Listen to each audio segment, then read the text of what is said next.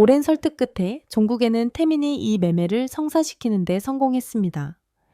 며칠을 고민한 끝에 혜영은 아들 준호의 반대에도 불구하고 3헥타르에 달하는 연못을 태민에게 넘기기로 했습니다. 준호는 이 땅이 어린 시절부터 함께한 곳이자 많은 추억이 담긴 장소라 아버지의 결정을 반대했습니다. 혜영 역시 이를 잘 알고 있었지만 병원비를 마련해야 했기에 이 땅을 팔 수밖에 없었습니다. 태민과 매매 계약을 맺으면서 혜영은 중요한 조건을 하나 내세웠습니다. 연못을 생태 관광지로 개발하는 것은 허락하되 준호가 추억을 간직할 수 있도록 집은 남겨두어야 한다는 것이었습니다. 사업가 기질이 뛰어난 태민은 준호가 능력 있는 사람이라는 점을 알아보고 그를 직원으로 채용했습니다. 준호는 이곳 지리에 매우 익숙했기에 관광지 안내인으로 고용한다면 더할 나위 없이 좋다고 생각한 것입니다. 혜영의 제안에 태민도 곧바로 수락했습니다. 혜영이 병으로 세상을 떠난 지 얼마 지나지 않아 금빛 연꽃 생태 관광지가 문을 열었습니다. 태민은 5명의 직원을 고용했고 그 중에는 준호도 포함되어 있었습니다. 이곳은 자연 그대로의 모습을 간직하고 있으며 혜영이 평생 가꿔온 2개의 아름다운 연못 덕분에 입소문이 빠르게 퍼져 많은 관광객이 찾는 명소가 되었습니다. 연못은 바깥쪽에 위치한 큰 연못과 약 100m 안쪽에 있는 작은 연못으로 나뉩니다. 큰 연못은 주로 관람객을 위한 구역으로 사용되었고 작은 연못 주변에는 숙박이 필요한 고객을 위해 10여 개의 객실이 마련되었습니다. 덕분에 관광객들은 필요한 모든 편의 시설을 갖춘 휴식 공간에서 편안하게 지낼 수 있었습니다. 준에 대해 말하자면 그는 혜영의 외아들로 어머니가 그가 7살이던 해에 세상을 떠나 아버지와 단둘이 살았습니다. 아버지의 건강한 체질을 물려받아 키가 크고 건장했으며 어릴 때부터 연못에서 일을 돕고 자랐기 때문에 단련된 몸을 가지고 있었습니다. 피부는 조금 검은 편이지만 잘생긴 얼굴 덕에 주변에서 인기가 많았습니다.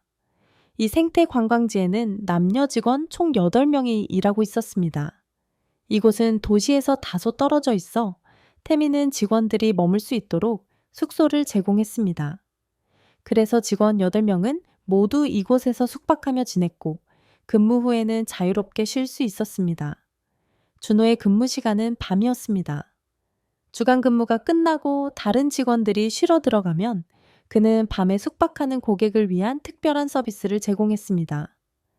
이 연못은 그가 어릴 때부터 살아온 터전이라 준호는 이곳의 구석구석을 잘 알고 있었습니다. 덕분에 그는 야간 근무를 혼자서도 무리 없이 해낼 수 있었습니다. 이전에 아버지와 단둘이 연못을 관리하며 연꽃을 수확해 시장에서 팔곤 했습니다. 사회에서 연꽃이 각광받기 시작하면서 이 일은 꽤 안정적인 수입을 가져다 주었고 덕분에 준호와 아버지는 비교적 여유로운 생활을 할 수 있었습니다. 연못이 태민에게 팔린 후 준호는 새롭게 알게 된 사실과 만남이 많아지면서 색다른 즐거움을 느꼈습니다. 다양한 관광객들을 접하게 되면서 특히 중년 여성 관광객들과도 자주 마주치게 되었습니다. 초반에는 일이 익숙하지 않아 조금 힘들었지만 한번 우연한 기회를 통해 뜻밖의 경험을 하게 되자 준호는 이 일을 점점 좋아하게 되었습니다. 어느 날 밤 준호가 데스크에서 대기하던 중 프런트 직원에게 야식 주문이 들어왔습니다. 고객의 객실로 음식을 직접 가져가야 했기에 준호는 음식을 챙겨 들고 객실로 향했습니다. 이곳에는 총 12개의 객실이 있었지만 그날 밤 투숙한 고객은 단 2방뿐이었습니다. 야식을 주문한 고객은 중년 여성으로 조용히 쉬고 싶어 가장 마지막 객실을 선택한 상태였습니다. 준호가 음식을 들고 방 앞에 도착해 노크를 하자 여성은 문을 열어 그를 맞이했습니다. 문이 열리자 준호는 예상치 못한 상황에 놀랐습니다. 여성이 다소 노출이 있는 옷차림으로 문을 열었기 때문입니다. 하지만 고객이 곧 왕이라는 생각에 그는 아무렇지도 않은 척 침착하게 음식을 방 안으로 들고 들어가 테이블에 차려주었습니다. 여성은 준호를 한번 보더니 매우 마음에 들어 했습니다. 듬직하고 건장한 체격의 남자는 그녀가 늘 원하던 이상형이었기 때문입니다. 준호가 음식을 차리고 돌아서자 그녀는 문을 잠그며 다가와 말했습니다. 여기서 나랑 조금 더 같이 있어 줄래요? 조금 있다가 따로 보답해 줄게. 그제야 상황을 파악한 준호는 이곳에서 해야 할 다른 일이 무엇인지 깨달았습니다. 태민 사장님이 예전에 미리 귀띔해 둔 일이 떠올랐고 준호는 여성의 요청을 듣고 미소를 지으며 조용히 말했습니다. 먼저 식사하시면서 힘을 좀 보충하세요. 저는 여기 앉아 있을게요. 하지만 여성이 식사를 할 의도는 애초에 없었습니다. 그녀는 이미 다른 의도를 가지고 있었고 준호의 말이 끝나기 무섭게 곧장 그에게 다가갔습니다. 그렇게 해서 준호는 자신의 두 번째 업무를 시작하게 되었습니다. 1시간 가까이 여성의 요구를 충실히 만족시키고 나니 여성은 마치 세상을 다 가진 듯한 표정을 지었습니다. 그녀는 여러 호텔과 휴양지를 다녔지만 이곳에서야 비로소 진정한 만족을 얻은 듯 느꼈습니다. 준호는 충실히 임무를 수행한 대가로 여성에게 예상보다 2배의 팁을 받았습니다. 처음 연상 고객을 상대하다 보니 어색한 점도 있었지만 그의 서투른 매력에 여성은 매료된 듯 했습니다. 그 후 일주일 내내 그녀는 준호의 개인 고객이 되었습니다. 며칠 후 이 여성은 친구인 수연의 가게에 들러 그동안 즐거웠던 경험을 이야기하기 시작했습니다. 수연과는 오랜 친구로 두 사람은 비밀 이야기를 자주 나누는 사이였습니다. 그날 수연은 남편과의 부부 생활에 대한 고민을 털어놓았습니다. 남편인 상민이 기운도 없고 막상 중요한 순간이 되면 힘이 부족하다는 것이었습니다. 이야기를 듣던 여성은 웃음을 터뜨리며 말했습니다.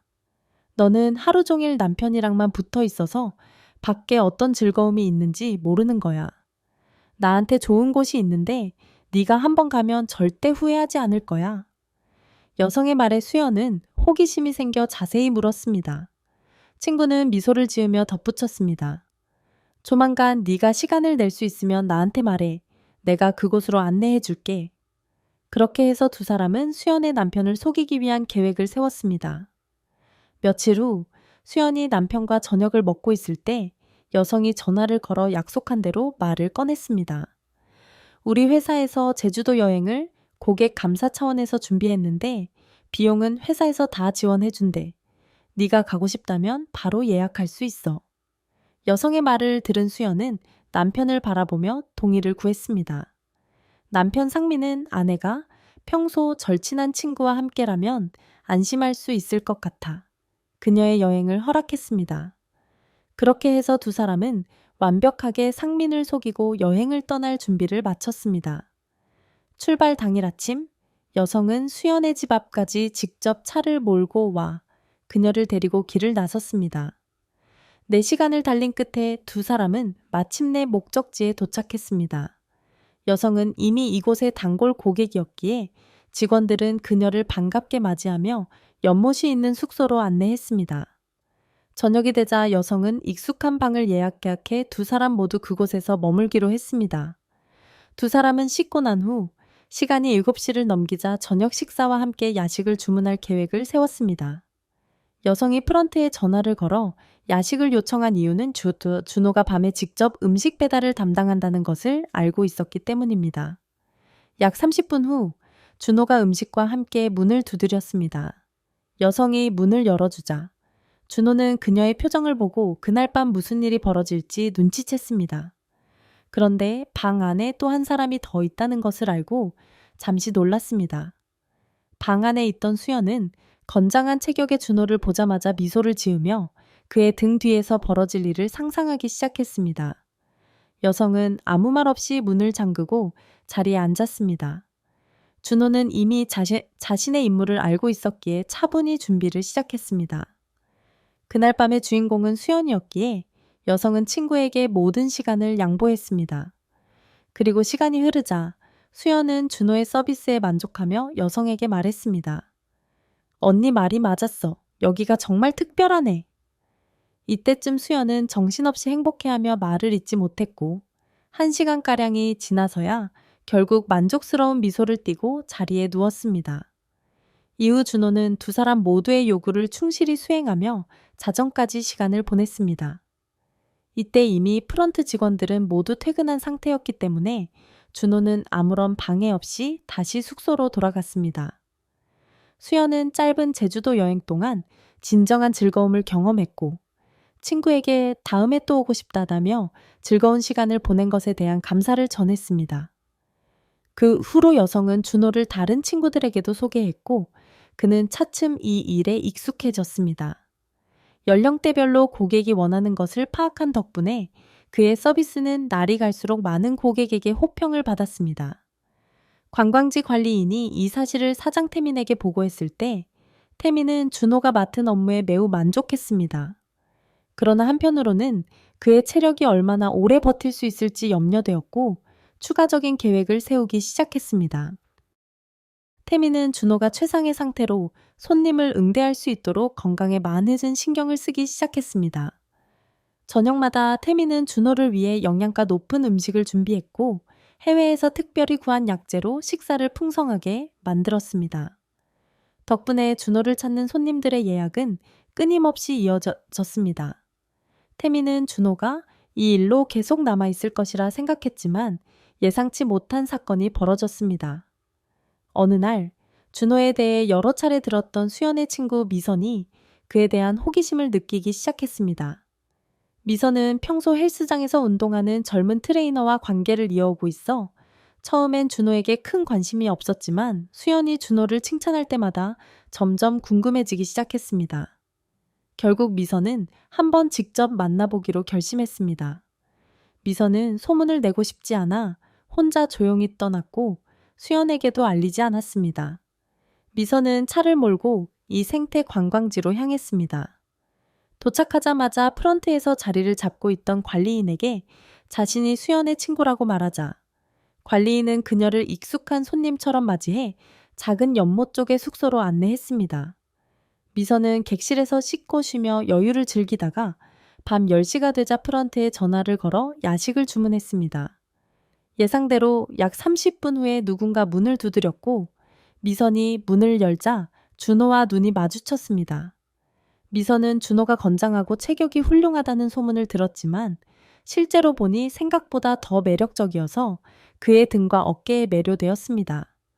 준호는 그녀가 방 안으로 들어가게 하자 바로 문을 잠그며 다가왔습니다. 경험이 많은 그녀는 당황하지 않고 그를 맞이하며 모든 것을 주도했습니다. 그날 밤은 조용한 저녁이었고 숙소 전체에 다른 손님은 없었습니다. 준호는 미선에게 다가가 낮은 목소리로 속삭였습니다. 오늘 밤은 제가 전부 책임질게요. 편하게 쉬세요. 그 말을 듣고 미선은 만족한 미소를 지으며 준호와 함께 편안한 시간을 보냈습니다. 미선은 그와 함께 밤을 보내고 새벽이 밝아올 때까지 그를 방 안에 두었습니다. 그날 준호는 아침이 되어서야 방을 떠났고 미선은 다음날 정오가 다 되어서야 일어날 수 있었습니다. 원래는 하룻밤만 머물 계획이었지만 준호의 특별한 환대 덕분에 미선은 한밤 더 머물기로 결심했습니다. 두 번째 날도 그녀는 밤이 오기를 기다리며 설렘을 감추지 못했습니다. 밤 8시가 되자 미선은 프런트에 전화를 걸어 야식을 주문했습니다. 약속한 시간에 도착한 준호를 보자 미선은 활짝 웃으며 그를 안아주며 속삭였습니다. 당신 덕분에 행복에 빠졌어요. 준호는 미선의 말에 흐뭇한 미소를 지으며 그녀와 편안하게 다시 시간을 보냈습니다.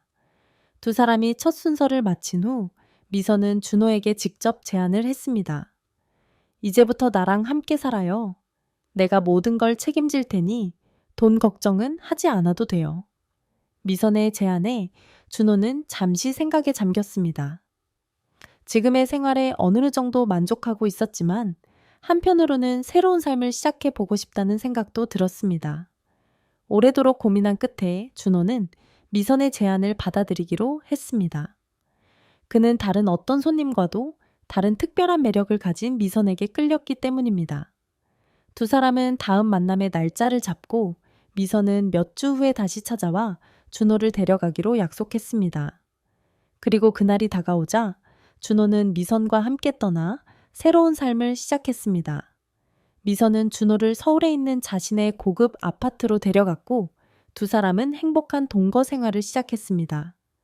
미선은 준호를 자신의 유일한 동반자로 생각하며 모든 관계를 끊고 준호와 평생을 함께하기로 마음먹었습니다. 마침내 미선은 그와 법적으로 결혼 절차를 밟았고 준호는 그녀의 합법적인 배우자가 되었습니다.